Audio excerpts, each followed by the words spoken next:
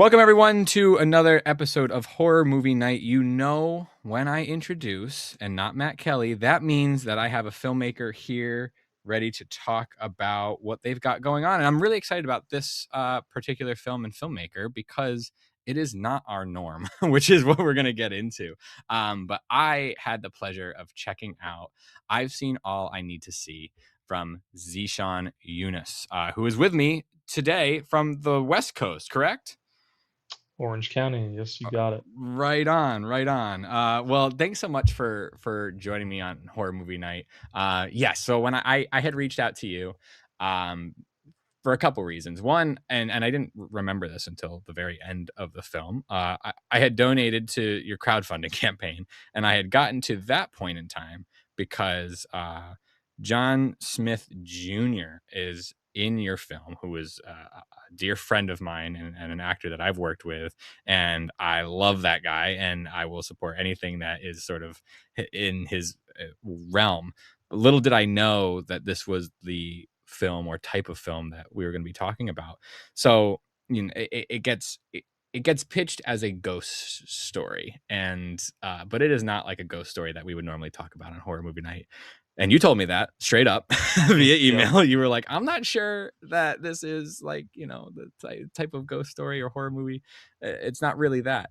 To which I said, whatever, let's talk about it anyway. And I'm so glad that I didn't let that dissuade me because I so enjoyed the flick. So I'm so glad that you were also like, yeah, let's just talk about it, whatever.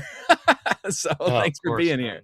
Yeah, no, it's Um, it's such a pleasure, and I feel like everybody I meet that knows John, they're like part of his cult. He is such not only an incredible actor, but such a technician of his craft. And I remember I met him actually at a film festival, Panic Fest. I was there for my other feature, The Build Out, and John was in a film, and I watched it, and he was in the audience, and I walked up to him afterwards, and I very intently said, "You and I are gonna work together."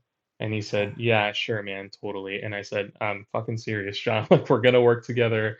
And when I wrote "I've Seen All I Need to See," this character was bouncing around my brain, and I thought about John while I was writing it, and I was so grateful that it worked out because he has such he's just like the Grim Reaper, of Yeah. of our project, and just brings such an interesting texture to the film. But I'm so grateful to have him as our mutual connection because it's like you couldn't ask for a better person to connect us.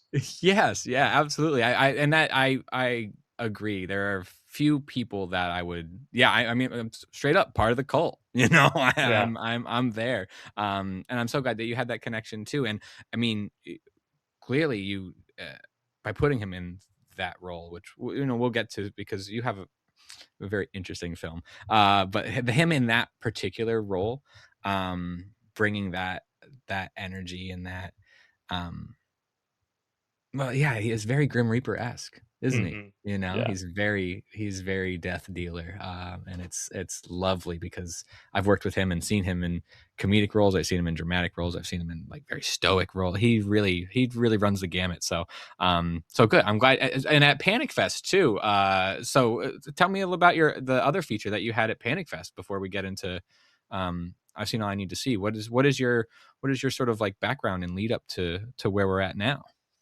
totally. So I had a few short films, and most notably for me, I had a short film called Prefigured, which is kind of an examination of the alien abduction experience told through a support group. So it's kind of like AA for alien abductees, Mm. and it's Also AA, yeah. yeah, no, yeah, exactly. And that film had a really great festival run, and I was at a festival called Midwest Weird Fest where I met one of my executive producers who would end up working with me on the build out, and we crowdfunded for that project.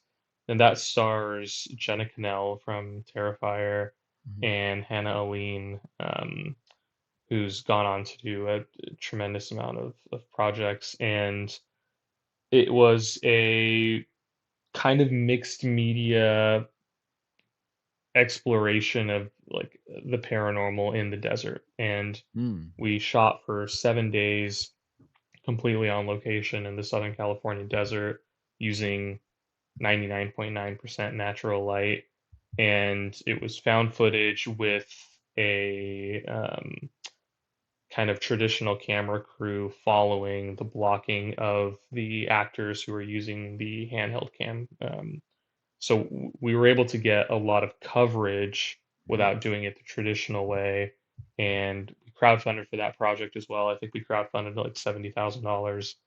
Um, and yeah, man, that was, my first feature. It was a big swing, and it's one that I think really let people know what we were capable of Yeah. on a technical level. To have a feature with such a tiny budget that utilizes the natural topography of California in a very Mhm. ambitious way.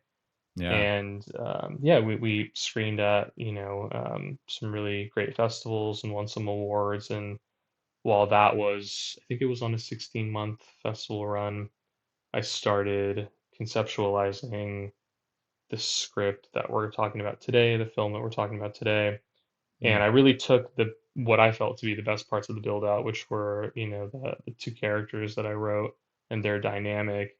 And I thought, okay, well, what if I could do this with four walls and electricity and a bathroom and not, Yeah, right. needing to take a Vietnam War rig to production every day, because that's what we had to do to get out into the desert. Really? We jumped into this like 16 passenger decommissioned war rig, and we had a guide that drove us out hours into the desert. And I thought, man, I really put so much on my plate with that first project. Yeah. And for all the benefits of it and all the beauty of the desert and all those things we were able to capture, we had to miss out on experimentation and narrative beats and all these other things that go into Mm. filmmaking. And yeah, I kind of wanted to flip the script on making something much more contained and representative of the tone and the pacing that I was hoping to achieve with my first feature. And now, we have I've Seen All I Need to See, which is still part of like that desert Yeah. paranormal family, but it's a very different film. But for people that have seen both, I think they're able to say, okay, well, I see the connective tissue here. I see why these stories live within the same universe in this director's brain. You know what I mean? What is it about the the desert and the strangeness of the desert? Because what you're the three of those pieces, just in synopsis alone, let alone now what I've seen from them. What is it that kind of brings you to those places? Is it having grown up or lived near them? Are you from Orange County originally, or is that where you've landed? Yeah, I've been in Southern California my whole life, and Sure. I've primarily lived in Orange County, so I'm much closer to the coast than I Mhm. am, a true desert, even though, Yeah. we kind of live in one essentially all the time. But Right, right, I right. I think the simplest answer to your question is Dune was aggressively formative to me Mm, as a child, and it's my favorite book of all time. And I think the mysticism of the desert and the beauty of ecosystems thriving through adaptation was just something that really spoke to me. And it's also my favorite place to be. yeah. If I have a long weekend, if there's any opportunity for me to get away, I'm gonna find myself in the desert. And I think that there's something truly magical about how the veil is very thin in Yeah. those places. Yeah. And it is a feeling that you don't get, well, certainly I don't get, when I'm in the woods or when I'm, in the mountains or by the ocean. It's just this feeling of being connected to something um, much older than ourselves in many ways. And that's just always been something that's very interesting. So for example, where we shot the build out, it's in Mm. this place called Anza Borrego, and it's this ancient seabed. So when you get up to certain cliffs, you can see where you're looking essentially at what used to be the bottom of the ocean. And you can see all these ravines and these deep canyons, and it just feels cosmic in many ways Mhm. to be walking that space. And then when we were in Arizona for I've Seen All I Need to See, there are these moments where these dry thunderstorms roll through, and the entire sky is just ignited by this spider web of lightning Mm. and atmosphere, and it just takes over the entire world for a few minutes, and everybody stops what they're doing to observe, and then Mm. we all just move on after, which I think is really fascinating and only something that you can find in the desert. That's incredible because I think that environment plays such a role, and you're talking about ecosystems too, and your characters have their own ecosystems, kind of. Like, I imagine people living in the desert or choosing to live in the desert, or sometimes maybe not even by choice, just being there and having to be there. Transplants or abandoned or however, you have to figure out a way to live and survive and figure it out in the desert, right? And I felt, at least in I've Seen All I Need to See, how much a part of the desert the DNA of some of our characters were. And then, Renee plays the sister who comes back. Forgive me for not having the character names. Um, Parker. yes, Parker. Yeah, Renee's Parker, yeah. Parker comes back into the fold, into this environment, and has to sort of wrestle with some of that. You're talking about the ecosystem of the desert, and I feel like it was like really woven into the DNA of your characters too, which I thought was just really fascinating. So let's dive into the flick a little bit, because you are dealing with what I've seen called an experimental ghost story, and what I sort of got pitched to it as, but I feel like it's a lot more than that. It's really it's funny. One of our co-hosts, Scott, uh, um, when we go into the horror genre, we were talking about being tired of grief horror, and um, and this sort of like really dense, deep, and provocative way that horror as a genre has been dealing with grief. And I've Seen All I Need to See is a separate portrait of grief, in a lot of ways that is Mhm. not, it to me is almost at times more horrific than some of the horror stories that I've been pushed toward, in this way. I'm interested in where this idea came from for you, of this pair of sisters who are almost two ships passing in the night until they can't see each other at all anymore. Yeah. It's a really, really interesting relationship between these sisters that you have. I'm interested where this story came from. Yeah, I mean, I feel like if you're a director working at this level, that people should be able to watch what you make and understand you as a person better. And I Hmm. think it's something that's really hard for indie directors to do because they're so aggressive about jumping onto a concept or aggressive about filling seats or, you Mm. know, pleasing an audience by putting together a tapestry of like the greatest hits, right? Of Yeah. things that they can achieve on screen. And for me, I really find filmmaking to be an exorcism. It's something that I have a career totally unrelated to film. I do a ton of nonprofit work. I do music. Like Mm. I don't look at film as a vessel to success. I Sure. look at film as an opportunity to understand myself better and connect with people in a more meaningful way that I just can't really achieve in my personal life sometimes. And Mm. this story at its core, it's about being lost in the maze of grief, and it's about the anger that comes along with not understanding how to conceptualize death. And I I think at the nucleus of it is my relationship with my father, who's been somebody that has been present in my life, but in no way in the traditional roles that a father should be. You know, Mm, I have shared space with him for years. I don't know anything about him. I couldn't tell you where he went to school. I don't know where he grew up. So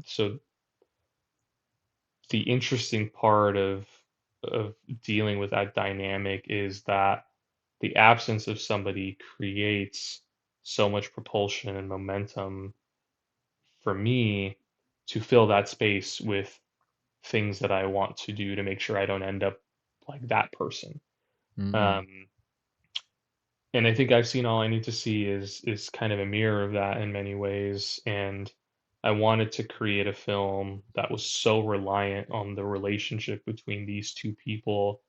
But really, when you watch it, these two characters, Parker and Indiana, they only share the screen for maybe 3 minutes mm, total mhm. out of an 84-minute film. And but they're consistently drawn to one another, and they're bouncing off one another, and they're connected through time and space. And I feel that way about my estranged father, and he has had major health issues, and he's living in another country for many years, and we have no relationship whatsoever. But I'm consistently feeling the weight of Yeah. this relationship in my own life, and it drives many of the decisions that I've made, and it drives a lot of the grief and the anger that I've had in my life. And I think this film was really an opportunity for me to just push through all of that and get on the other side. Yeah, there is this familial pull between the sisters Parker and Indiana, and that is that's not necessarily driven or put upon by either of them. Do you know, like, it is in a way in the beginning of the film when we learn a little bit about Indiana's reaching out to Parker. But then there is this swirling sort of bouncing of souls in a lot of ways. It's a very soulful film. If I can be so bold to say, you really Mm. are working with people at a core. Your characters, or you're working with their core feelings, and it's really that's so interesting where that's come from. And was it easy or hard, or maybe it wasn't either, to apply those feelings that you were talking about to these characters? Was this a longer process of writing, or was this something that you kind of knew where to filter those feelings into as far as a story? You know, it felt a lot more stream of consciousness than anything. I spent so many years of my life not wanting to address those feelings or deal with the intense complexity that is my family. And it wasn't until I got older that I realized how many relationships were being negatively affected by how loud that silence was, right? And how many opportunities I was taking away from myself by not just being earnest and open and vulnerable, because it's scary, and I'm a dude, and I have all of these like baggages of not wanting to open myself up. And I think when this story started kind of forming itself,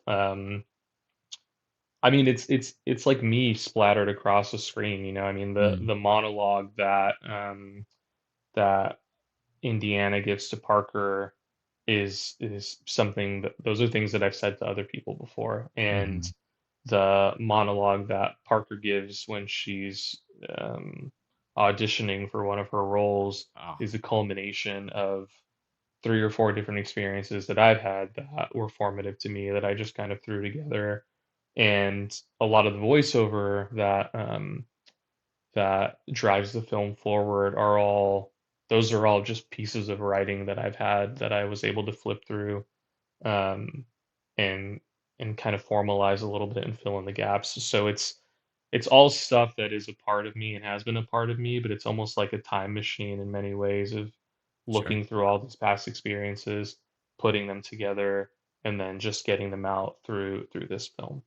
Wow, that's fascinating that it was all able to sort of find its footing and find its place, those feelings and those writings, and I do have to say that scene of Parker giving that monologue in that class or in that, audition was what really first grabbed me, for the film, and I had written this when I was just taking notes before our conversation that, that was where I really felt like, the film sort of demanded attention, you know? It, like, demanded me and, to sit and watch it and be with these characters. It was very, very well done, in that way, and I think that's one of the great things about this film is that it really it's demanding, but in this almost polite way, in this genuine way. You are very on these characters very honestly or trying to sort of like or very genuinely showing their their emotions as difficult and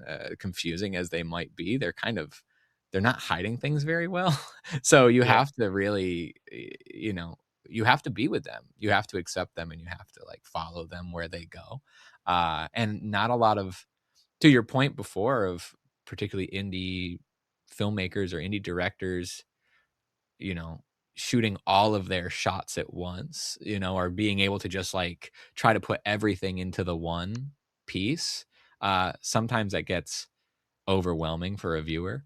And you know, to just sort of sit with this meditation on grief and on these feelings and on these relationships was very powerful in a way that I don't think that I've seen a lot of other films do. So the fact that you were able to so genuinely put those, I'm waxing your car a little bit, but I really did love the film, and I want Um, people to see it, particularly our audience, because I think that it's one of those things where, if you take a chance on it, if you choose to sit with it and watch and like buy in, which not a lot of films are asked, a lot of films are begging you to do, and not a lot of films are successful in doing so. I think if our viewers and or if our listeners would view this and really sit with it, they'll be rewarded in that way. Um, no, so it that means a lot, man. Thank yeah, you. yeah, It, you know, you are kind of like the perfect, if I could create the perfect audience member in the lab, it would be you, right? Which is somebody that can just engage with the film where it is and not mhm, try to figure it out while it's happening. yeah, And yeah, I think, you know, that monologue scene up front, you know, it is one of the things that I remember one of my producers was like, "Man, you got to move this. You got to move this." And they were like, "You're gonna lose your audience if you put this here, and you got to bring it in later." And I mm, remember feeling very adamant about saying, "No, like this is where it needs to be, mhm, and this is I'm telling the audience what our film is and what matters and what they should care about. And I don't want to dupe anybody right up front by making our film seem like it's something else, and then 35 minutes in, it's completely changed trajectories and you're like, fuck, well, I'm already here. Like I don't want yeah, that sunken cost fallacy to happen. You know, I want people to know that what we're trying to achieve is very intentional and meticulous, and you know, we don't have a lot of traditional coverage in our film. We don't have multiple cameras rolling, and it's not no, because we didn't have the budget. It's because, you know, we sought out to shoot the film this way from day one. And my DP and I had very specific rules that we established for ourselves and visual language. And I don't know if I mentioned this to you via email, but it's certainly something that is interesting from a filmmaking perspective, which mhm, is, you know, we shot 10 days total. okay, We shot for 5 days in Orange County and Los Angeles, and then we took a 6 to 8 month break, and then we shot the remainder of the 5 days in Arizona. really, Yeah, and we mm, did that because one, weather, you know, mhm, we were hoping to shoot those consecutive days and go to Arizona, but the weather in Arizona had spiked up to like 115 degrees. Oh, yeah, So I that thought, wasn't gonna happen. yeah, so I thought there's absolutely no way.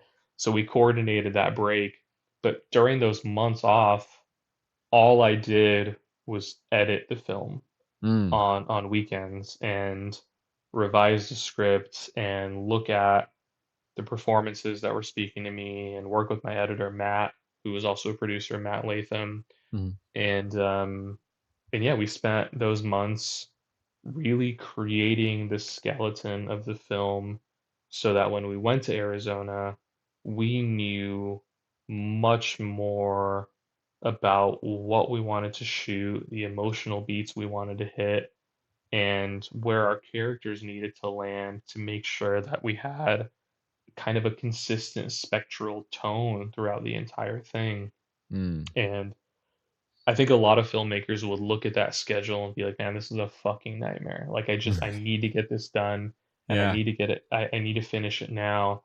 And it was scary because I'm like, "Man, what if one of our actors breaks their arm or has right. or gets another role or has to cut their hair?" And like, there's so many variables that you Mhm. can't control. Let But alone just, like, how many stories you hear of people and, not I mean, this you don't sound like a person who this would happen to, but you hear so many stories of filmmakers that just end up running out of steam, like, or just being like, "Nah, like, totally, like, it's not gonna go any further than where it's at," yeah, and for something so personal as what you're describing, it doesn't sound like that would have been the case, but traditionally, that happens more often than not a in hundred a percent, breakdown of that way of, like, being able to be yeah, like, "If I have to push something, then it's not gonna happen." yeah. And I feel, I mean, that's a great point because I think if an indie filmmaker were to ask me, "Hey, like, give me some advice," I would tell them that momentum is the number one contributing factor to success, right? Mhm, I made the build out after I made a short that was successful. I made the build out while that was in festivals. I was already conceptualizing my second feature. I mhm, used the momentum from the build out to raise money for this feature. This one, has had more success on an international level. I'm leveraging that to get that into my third feature. When that's done, I'm going to leverage that to get to the fourth. Like, I'm just going to continue to mhm. build the pipeline because I think a lot of indie filmmakers, they see what they believe to be, hey, there's this film that was, Obsession is a great example, right? That's a Yeah. film that was shot for around what, like a quarter, like 3/4 million or a million Mhm. bucks, Yeah, and just under 1,000,000. and is absolutely crushing it, right? Yep. So that's the standard that indie filmmakers are holding themselves to. I need to make a sub-$1 million feature, and it needs to make $25 million in the box office, or Mhm. else I'm a failure. And I'm like, man, that is so not true. Like, Right, right. there's such a spectrum of success, No doubt. and those filmmakers that were attached to that were working their asses off for a long time to get that opportunity, Mhm. and it just it the social machine tells you that these things happen overnight, and it's so not true. Right. And it really requires, like you said, the capability to just get it done Mhm. and give it to the world. Like, Yeah. that's the hardest part. Yes. Yeah, right, right. There is a level of, like they're almost diametrically opposed things, all this planning and this, like, and for a personal story such as yours, I mean, years of going through this and dwelling on what's going to, like, be put into the piece, but just on a logistics level, like, planning and making sure that everything's concise, so then when you do hit those 5 days, that, like, you get everything that you need, but then it's also this sacrifice that you give, like, just willingly. So all this control and all this planning, and then you just have to be like, be free.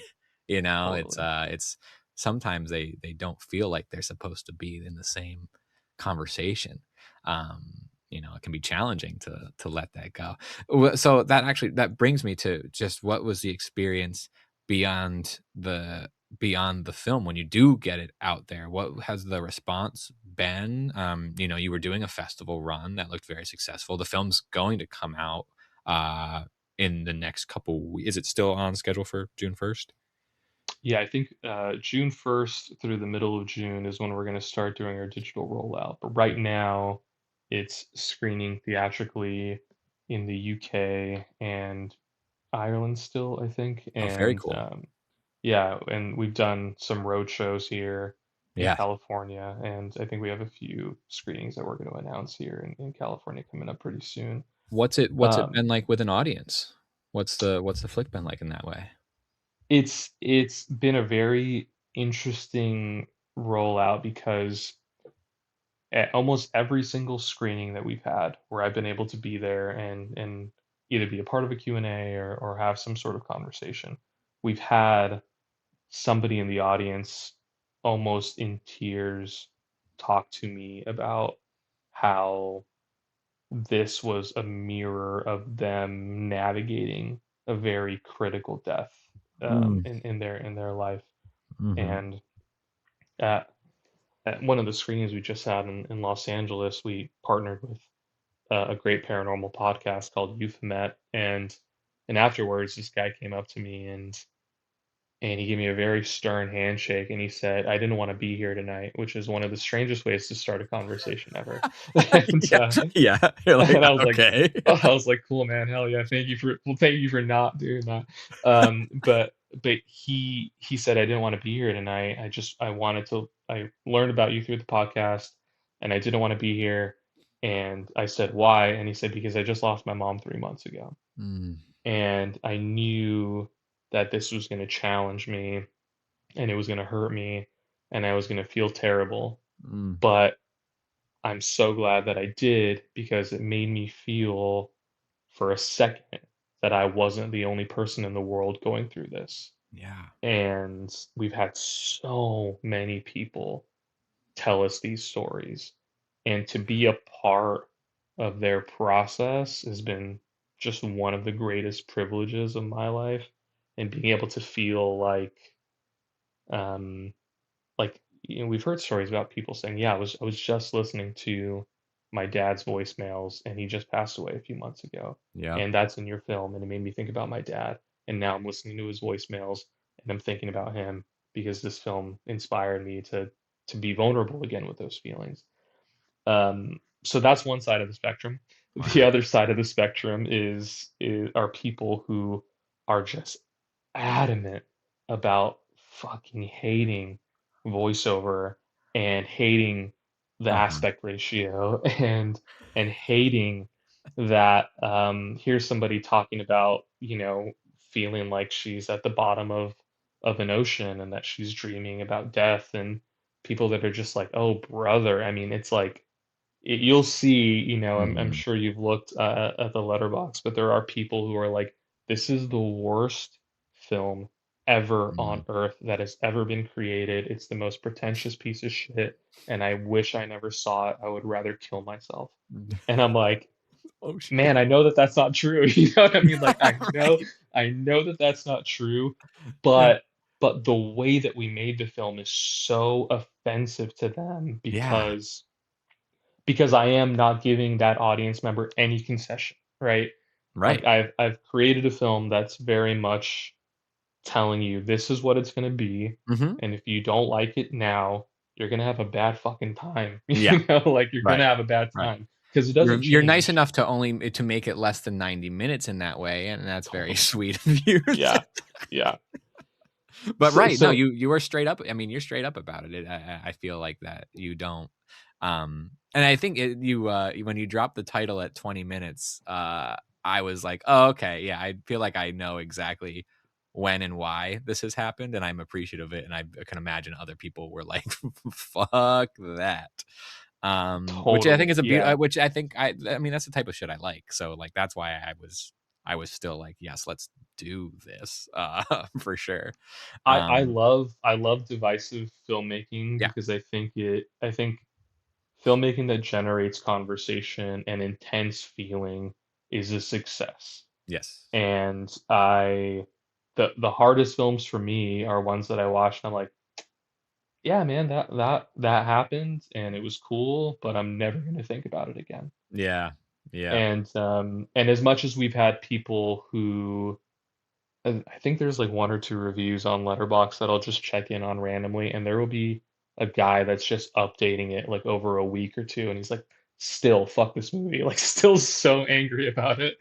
And but there are other people that have watched it and they're like, "Yeah, I went through my mom's closet when she passed away," they'll say, and I wore her clothes, and I was going to her restaurants that she liked to eat at, and I was Mhm. ordering what she ordered, and I felt so close to her, and I finally get to see myself be represented on screen, and I don't feel like a psychopath, and I don't feel, Mhm. like an insane person, and I'm like, "Man, those are the things that I'm gonna remember when I'm closer to the end of my life Mm. as really great representations of what art means and what it means Yeah. to just create and connect and share, it's a hard process, and I really give a tremendous amount of respect to filmmakers and creators who involve themselves in being participants because Mhm. film is one of the only mediums that forces you to do that, Yes. Right. Right, right, right, and that's and, that is what I find so powerful about the medium too, and then what I also find so aggravating at times. And listen, I mean, like, our listeners will know, like, we do a horror podcast where we watch a lot of schlock and trash, and like that is I love that too. Like, I love my trash just as much as I love my art, but I think that, like, when people only approach the medium with one lens, or just with one sort of desire for it, I feel like you miss out on a lot more. So, um, which is also, like, that's the beautiful thing about film. They're opposing things as well. Like, I love that you can approach it singularly, and I also love that you can approach it in a multitude of ways, and that's what makes the medium so interesting. Um, Totally. I I love earnest schlock. I mean, if it's schlock, at mm, least let it be earnest. oh, So that that, is like, that is the yes. perfect thing. If you can Those are the best. totally. Those are filmmakers who are setting out to make the thing that they see so vividly in their head that they Yeah, will do anything to make that happen. We've talked yeah. about films like that on the show. There's the one that comes to mind is Frostbiter, which was this 90s, like, it took 7 years to make. It's out of Michigan. Like, they use stop motion and all the crazy, just crazy effect. And it's like, yeah, it's uh, does the story make sense in any way that is helpful to you? No. Is it tonally all over the place? Yes. Is it a ton of fun and the filmmakers stand by it because they love what they made? Yes. So it's like that rules. Yeah, 100%. Yes, earnest filmmaking is incredibly important. And I think that's what I also gravitate towards as well. Not only films that challenge, but at least filmmakers and films that are made that are earnest and have something to say, whether it's something about grief or it's something about the crazy monster that you made up when you were in high school that you finally want to put to put to film in some way. You know, Totally, and they not one and the same at the end of the day? You know what I I, mean? Like, they're so amen. connected, yeah. Amen. Right, right. One last thing that I also think is super interesting about this film of yours in particular is that and I was thinking about it while I was watching it, is that, like, there is this idea that everybody grieves differently, right? Like, that's one thing that gets talked about, or given to people who are grieving, or people who are dealing with people who are grieving. It's like everybody grieves in a different way. But what I find so interesting about this film is that I do think that it it sort of normalizes, but also everybody can relate to the process. I think you've, like, allowed an entry point to be like, this is the capital G grieving process, and everybody can relate. Yes, we all grieve in different ways, but it's like you have people coming up to you and telling you that, like, they are dealing with loss. Do they deal with loss the same way that Parker did? Probably not, maybe in some ways, but everybody can still relate to the process of it, and I think that that's really, fascinating as well, whereas, maybe in a different story, in a different way, or something more convoluted, you might miss that, you might overshoot that idea, whereas Mhm. this is very, it wears that on its sleeve, and it allows you to approach it, if you allow yourself to be frank. Um, Really, I mean, Yeah, it's a great bit of business. I thank you, and I hope that it's a film that opens up to you as you open up to it. Mm, because I think the nature of the performances are very minimalist, and Parker especially allows the audience to experience what she's going through without her saying very much. I mean, yeah, her big standoff with our guy John, mhm, without spoiling too much, I mean, she navigates that through expression alone, yeah, but it is a conversation, right? mhm, And it's just not one that's experienced traditionally.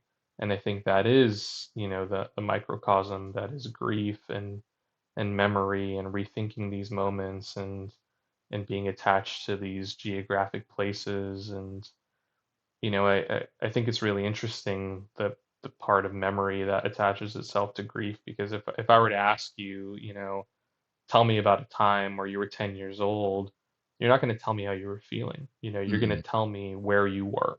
right, You're going to pull up a specific memory with a smell or a sight or a location, and then everything else will follow from that. And I think that this film allows people to go through it and not feel miserable by the end. I didn't want to make a mean movie. I yeah. didn't want to make something that, hits you across the face with a baseball bat and just leaves you feeling miserable. It was really important to me that it felt like there was a light at the end of the tunnel somewhere, and that, you could could see that it was coming, but you just knew you had to go through the dark tunnel to get there. I mean, And it's a that's reflection of, important. if to be so bold, it's a reflection of what you sound like you had gone through in dealing and continuing to deal with the relationship that you have with your dad, right? Like there is, this film feels like, because it ends on that note where it's not a slap, where it's not so brutal, that there is some sort of hope, or there is some sort of clarity, or there is something that goes beyond the process, that for our viewers, and I feel it. I mean, if what you're telling me is true, which I trust you on it, that's a reflection of what you've dealt with and have worked with to get to this point. It's filmmakers that have something to say are fantastic. So I thought that I commend you on that, to be able to follow through. Well, yeah, I really appreciate it. And yeah, I mean, it's interesting. I just talked to somebody about this very quickly, and it's like when I was a kid and my parents were having these horrible fights, and I would just be so stressed and Mm, so like just riddled with adrenaline as a kid, like hearing your parents just like go at it for so long and so aggressively. And I would mhm, stay up so late and I'd be mortified of the dark and of like the blackness and of, and not having necessarily a safe space. And I would just think, man, if I could make it to where the sun just like creates a little bit of blue in the sky, mm, just like that little feeling of morning is close, mm, or I can hear a bird saying, I can go to bed. mm, And I really structured this film in that arc of being like, you're in the black of night and you're haunted and there's no way out, and then all of a sudden there is, and yeah, you're just there, and you don't remember where the time went and you don't remember what happened, but you can finally like take a breath. yeah, And I think that's really what I've seen All I Need to See is in many ways. And I hope it translates. And there the people that hate aspect ratios like this, like that hate for it's like I can never do anything for you, man. Like like no, I can't help you with that. Like yeah, you're gonna be miserable the whole yeah. time. But No, listen, hopefully that's the we're a big 4-3 family over here, on horror oh movie yeah. night. We we get into it. So, oh, so the film's rolling out digitally. Uh, do you have platforms that you can roll out, or should I just let our listeners know, when the time comes? Because I know sometimes these things, you know where it lands when it lands. You might not know now. Well, I think our rollout's going to be just on the traditional VOD platforms. So it'll be Fantastic. available on, the the places that you can rent films like Amazon, Apple Mhm, TV, like those major places, that's where it's gonna start. It's gonna live its life there for a little bit, and mhm. then it'll roll out to, the subscription services or the free streaming services. But right now, we just know we're gonna be on those primary groups where you can either rent or buy the film for a period of time. That's kind of what we're focused on. And if our conversation sparked some interest in you, if the trailer does, I mean, seek out the trailer, take a peek at this, film, and I for our listeners, I really do, if you want something that's, interesting, challenging, if it sounds awesome to you, then this is the time to support it, is when it comes out on that VOD on those VOD platforms. It's the best way to support independent film and independent filmmakers, is to kind of show up in that way. I think we talk about, and the world has talked about, how important, an opening weekend is at the theater. But for independent filmmakers who might not get that theatrical experience, in that way, which a lot of us don't anymore, this is a really good way to do it. So, if it sounds interesting to you, definitely check it out, as soon as you can on one of those platforms, and then it'll roll out beyond that. But, And d- if you like death metal and heavy shoegaze, then that'll be This the sound I can't the soundtrack kicked my ass because I love both ends of that spectrum, and I did not see the metal coming into play at all. yeah. And every time it did pop in, it just gave me it just I had a smile on my face, because I also think it was so indicative too of the hills and valleys that we kind of go through, the seeking of the adrenaline and the seeking to, like, feel and white knuckle through some of it. So the music in the film, every needle drop that you hear are bands that I'm personally connected to and have relationships with. And so it was a Man, is really there is special. there anything better to just, like, have the music of people you dig, in your flick? It's awesome. Dude, it's so sick. And it's Yeah. like it's so selfish because I get to basically say like, "Hey, I'm gonna put your music in my film," and I save so much money on Yes. licensing because I know them. Yeah. But also, I can't tell you how many people I've seen try to Shazam songs, and I'm like, "Man, there's no way this is gonna come up on your Shazam right now." Or Right. or I think they got a hit once, and it was like 2 Shazams had happened before, and I was like, "Those are courtesy of my film for No sure, doubt, 100%." right? Yeah. Yeah, that's the only way Um they're finding those. Totally. But I mean, I've been in bands my whole life, and music is such an integral part of Mhm. how I have navigated that catharsis of just connecting to my own emotions. So it was important for me to have that, and then we have an incredible original score by our composer Benjamin Doherty, and he just treats the whole film like a eulogy. It has Mm. this really interesting funeral aspect to it.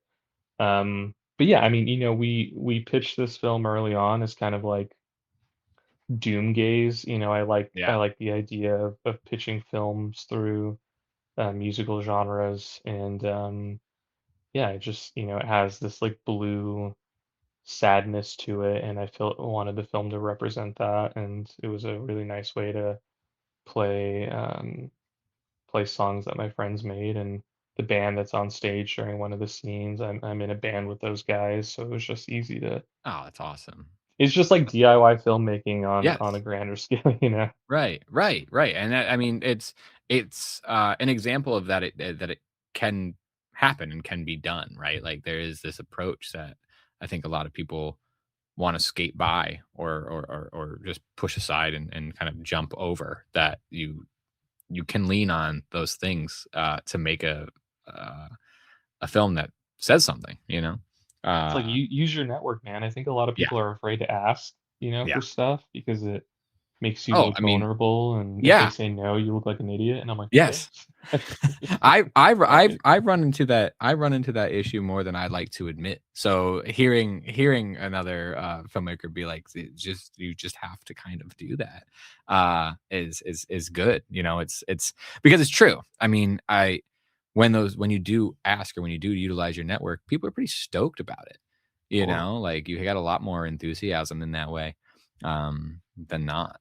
So, Absolutely, yeah. um So it's very feels it feels homegrown, but it also feels like there is scale and gravitas to the piece, and, I'm really excited for people to find it and to talk about it. I'm excited to hear more of the discourse when it does roll out, hear what people think about it. I hope that our listeners will check it out as well, and I'm also excited to see what comes next from you on that rollout that you were talking about, using this momentum and continuing forth. Yeah, I've got a third feature that script is done, and I've pitched it to a few people. We have 2 actors attached, and, I can tell you that it's slow cinema meets creature feature. Let's go. Yeah, so Love it. Love that. Love that.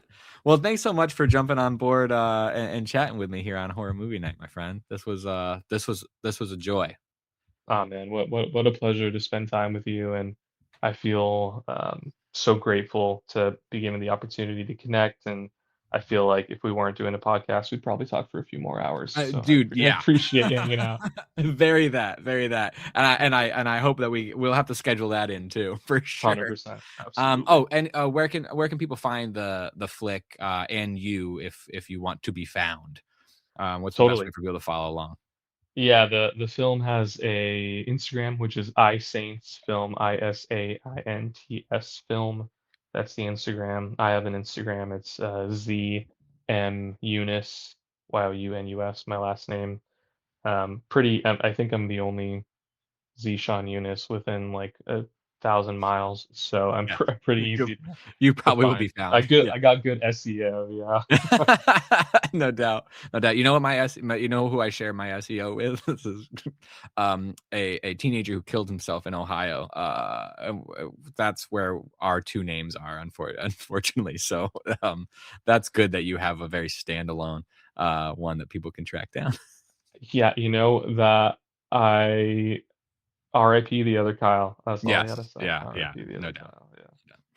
Yeah. Thanks again for joining me, man. I'm, excited for people to see the flick. Thanks, brother. Yeah. You're listening to the Geekscape Network.